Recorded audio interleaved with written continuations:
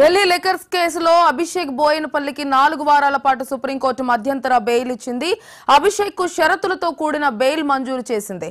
Trial court అనుమతితోనే Hyderabad వెళ్లాలని ఆదేశించింది. Passport surrender చేయాలని ఆదేశించింది. తదుపరి విచారణ ఏప్రిల్ 29కి వాయిదా వేసింది.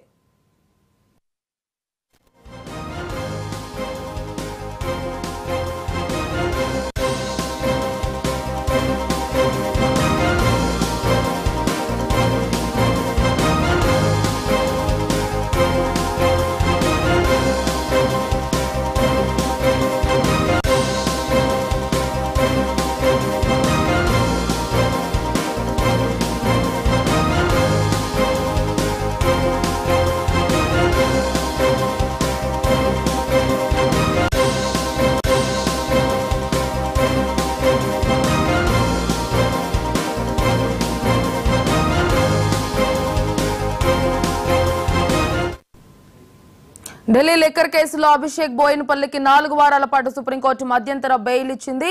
అభిషేక్ కు షరతులతో కూడిన బెయిల్ మంజూరు చేసింది సుప్రీంకోర్టు. ట్రయల్ కోర్టు అనుమతితోనే హైదరాబాద్ వెళ్లాలని ఆదేశించింది. పాస్పోర్ట్ సరెండర్ చేయాలని ఆదేశించింది. తదుపరి విచారణ ఏప్రిల్ 29కి వాయిదా వేసింది సుప్రీంకోర్టు.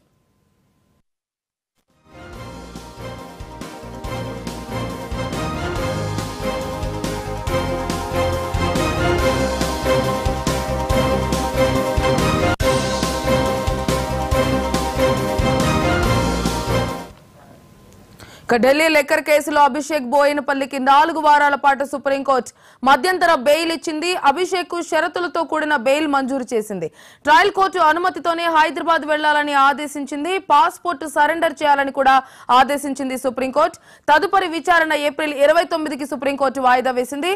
ఇదే అంశానికి సంబంధించి పూర్తి డీటెయిల్స్ మా planning editor Suresh phone line అందిస్తారు. సురేష్, త్రిపుర ఈ అభిషేక్ బోయినపల్లి గారు ఏంటంటే హవాలా రూపంలో ఏదైతే ఢిల్లీ లిక్కర్ కేసులో ఉందో దానికి సంబంధించి ప్రధానంగా హవాలా రూపంలో డబ్బులు వెళ్ళడం, దానికి కోఆర్డినేషన్ చేయడంలో అభిషేక్ బోయినపల్లి కీలక పాత్ర వహించారని 30 కోట్ల రూపాయల వరకు కూడా ఎవరైతే దినేష్ యాదవ్ ఆమ్ ఆద్మీ పార్టీ ఉన్నారో ఆమ్ ఆద్మీ పార్టీకి అందించారని, ఏదైతే సౌత్ గ్రూప్ ఏదైతే ముందస్తుగా ఇచ్చిన 100 కోట్ల రూపాయల ముడుపులకు సంబంధించి 30 కోట్ల రూపాయల హవాలా రూపంలో వెళ్ళాయని అంటే కవిత గారి ఆదేశం. ఇప్పుడు తాజాగా ఈడీ ఆరోపణ ఏంటంటే ఈ 100 కోట్ల రూపాయలు కోఆర్డినేట్ చేసిన కూడా కవిత గారి ద్వారానే ఆమ్ ఆద్మీ పార్టీకి వెళ్ళాయి అని చెప్పాను. అంటే ఆ అమౌంట్ వెళ్ళడంలో ఈ అభిషేక్ బోయినపల్లి అని కోఆర్డినేట్ చేసిన ఆయన గతంలోనే అరెస్ట్ అయ్యారు. గతంలో చాలా సందర్భాల్లో కూడా అభిషేక్ బోయినపల్లికి